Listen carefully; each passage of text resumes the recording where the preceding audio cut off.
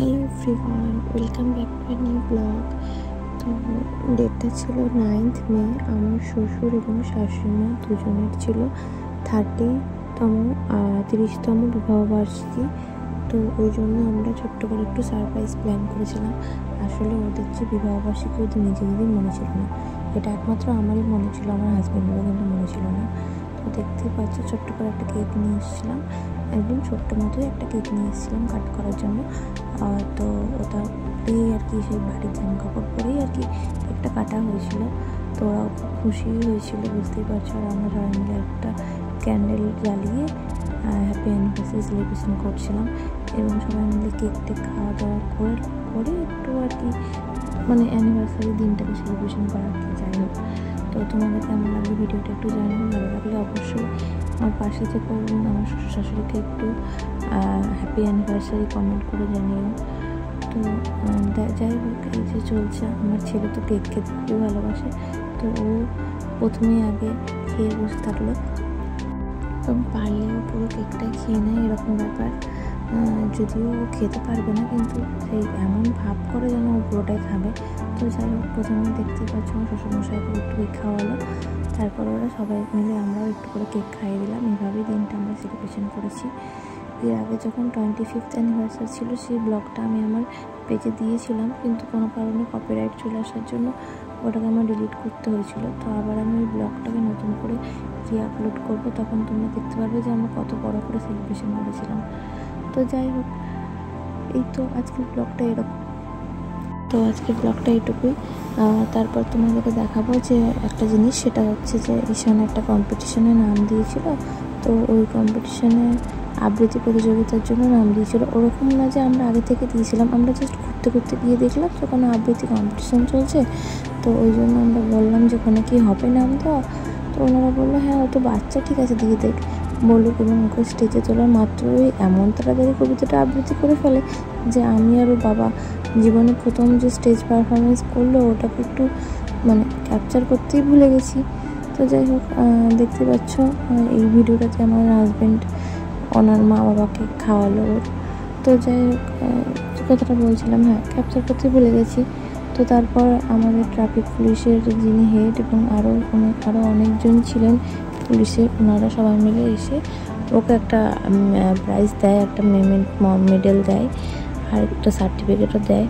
তো যাই হোক, দেখো তোমাদের কেমন লাগছে জানিও এবং আমার ছেলেকেও একটু কংগ্রাচুলেশন জানিয়ে দিও। সবাই একটু আশীর্বাদও করে দিও বড়রা, যাতে ও আরও অনেক মানে ভালো করতে পারে। এবং দেখো প্রাইজও পাচ্ছে এবং ও নিজেও খুব খুশি হয়েছে মেডেলটা পাওয়ার জন্য। যাই হোক, সবাই আশীর্বাদ করো আমার ছেলেকে যেন ও আরও অনেক দূর এগিয়ে যেতে পারে এবং জীবনে অনেক উন্নতি করতে পারে। তো রাত্রিবেলা আমরা কি করেছিলাম সেই ভিডিওটা দেখো, একটু পরে আসছে। তো আমরা রাত্রে খেয়েছিলাম বিরিয়ানি। তো বিরিয়ানিটার রেসিপিটাও পরে আমি অ্যাড করে দিলাম। তো তোমরাও দেখে জানিও যে তোমাদের কেমন লাগলো আমার এই রেসিপিটা, এবং ডিটেলস জানতে চাইলে অবশ্যই আমাকে কমেন্ট করে জানিও। তো দেখতেই পাচ্ছ এখন কি হচ্ছে, আমরা বিরিয়ানি বানানোর প্রস্তুতি করছি। তো একটু আলু দিয়ে মশলা কষিয়ে প্রথমে হাঁড়ির মধ্যে দেখো আমরা বিরিয়ানি রেডি করছি। একটু মশলা, যেটা হোমমেড মশলা আমরা বানিয়েছিলাম বিরিয়ানি। এরপর একটা জায়গায় একটু কেশর দিয়ে দুধের মধ্যে কেশর দিয়েছি, তার মধ্যে দিলাম কেওড়া জল, এখন দিচ্ছি দেখো গোলাপ জল। আর এগুলো সবগুলোকে একসাথে ভালো করে মিশিয়ে নেব। তারপরে একটা বিরিয়ানির মশলা তৈরি করব।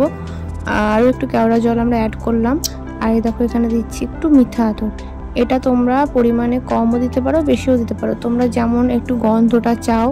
অনেকে মিঠা আতরের এই সেন্টটা পছন্দ করে না বা গন্ধটা পছন্দ করে না। তো দেখো, তারপরে আমরা সেই মশলার মধ্যে দিয়ে দিলাম এখন এই দুধটা। তারপরে এরপর আমরা এবার রাইসটাকে দেব। তারপরে হোমমেড যে মশলাটা বানিয়েছিলাম একটা বিরিয়ানি মশলা, তোমরা দোকানে গিয়ে বললে পরে ওরা বিরিয়ানি মশলা দিয়ে দেবে।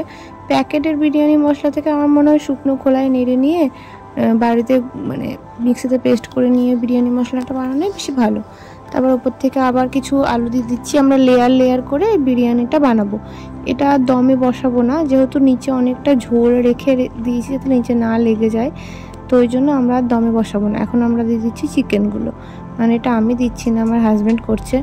আর করার কারণ তো বললামই যে আমার শ্বশুর-শাশুড়ির অ্যানিভার্সারি 30 অ্যানিভার্সারি, ওই জন্য 30 ইয়ার্স অ্যানিভার্সারি, ওই জন্য আরও বেশি এটা করা হচ্ছে। আর এই দেখো এখানে আমরা এখন দিচ্ছি বেরেস্তা।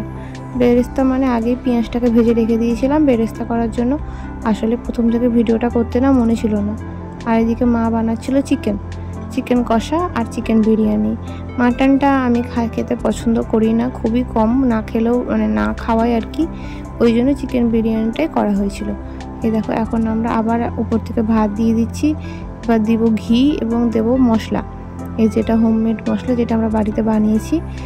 তারপর দিয়ে দেবো আবার সেই যে মিঠা আতর এবং আতর জল দিয়ে যে দুধটাকে রেখে দিয়েছিলাম কেশর টেশর দিয়ে, সেই জিনিসটা যাতে সেন্ট বা এসেন্সটা আছে, বিরিয়ানির যে একটা সেন্ট আছে সেটার জন্য। এরপর আবার দেব হচ্ছে বেরেস্তা, তারপর পরিমাণ মতো লবণও দিতে পারো তোমরা চাইলে। এবং আবার তোমার চিকেন আবার একটা লেয়ারে ভাত, এরকম করে লেয়ার করে করেও করতে পারো। আমাদের আর দরকার ছিল না, তাই এভাবে আমরা কাপড়ের মাধ্যমে ঢাকা দিয়ে রেখে দিয়েছিলাম দমে। এবার দেখো আধ ঘন্টা পর এটাকে খুলছি এবং এবার আমরা বিরিয়ানি, এদিকে চিকেন কষাও চলছে। এবার আমরা বিরিয়ানির হাঁড়িটাকে কাটবো, দেখো কীরকম করে কাটছে বিরিয়ানির হাঁড়িটা। তো এটা হলো একদম হোমমেড বিরিয়ানি, আর দেখতেই পাচ্ছ কি সুন্দর হয়েছে। কাজ তোমাদেরকে মানে বোঝাতে পারতাম, খেতেও খুব সুন্দর হয়েছিল এবং সেন্ট টেস্টও খুব ভালো হয়েছিল। মানে বাড়ির বিরিয়ানি সত্যিই বাড়ির বিরিয়ানি। কেনা বিরিয়ানির টেস্ট অবশ্যই ভালোই হয় সবসময়, কিন্তু বাড়ির বিরিয়ানিটা তো একটু অন্যরকমই হয়। আমাদের কলকাতা স্টাইল বিরিয়ানি, আমরা আলু দিয়ে বিরিয়ানিটা করেছি। তো দেখতেই পাচ্ছ এভাবে বিরিয়ানির হাঁড়িটা আমরা কাটছিলাম এবং তারপর আমরা গরম গরম এটাকে সার্ভ করে খেয়ে নেবো। তার সাথে আমরা স্যালাডও অ্যাড করব। তো আজকের ভিডিওটা কেমন লাগলো অবশ্যই জানিও এবং অবশ্যই কমেন্টে সবাই আমার শ্বশুর-শাশুড়িকে হ্যাপি অ্যানিভার্সারি জানিয়ে দিও। থ্যাংক ইউ এতক্ষণ ধরে ভিডিওটা দেখার জন্য এবং আমাকে সাপোর্ট করার জন্য। এভাবেই আরও বেশি বেশি করে আমাকে সাপোর্ট করো, যাতে আমি আরও নতুন নতুন ভিডিও বা ব্লগ আনতে পারি তোমাদের কাছে। আর এই যে দেখে নাও স্যালাড আমাদের রেডি, সমস্ত কিছু জাস্ট এবার খাওয়া নিয়ে দরকার। ওকে, থ্যাংক ইউ। আজকে ভিডিওটাই অবধি, ভালো লাগলে অবশ্যই like, comment, share and subscribe.